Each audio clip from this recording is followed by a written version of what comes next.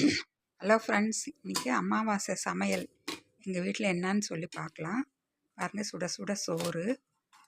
அமாவாசை அன்றைக்கி உப்பு பருப்பு, அதாவது துவரம்பருப்பில் செய்கிறது.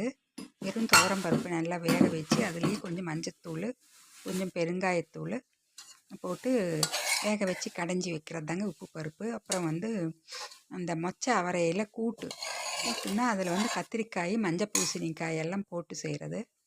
இது வாழைப்பூ வடை.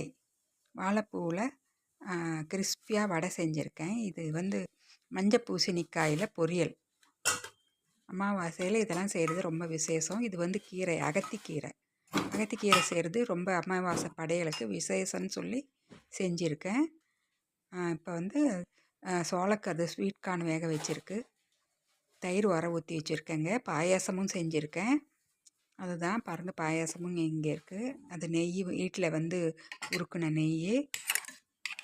பாசிப்பருப்பில் பாயாசமும் செஞ்சுருக்கேன். இதுதான் இன்றைக்கி அமாவாசை சமையல். இந்த வீடியோ பிடிச்சிருந்தா ஒரு லைக் பண்ணுங்கள். பாய்.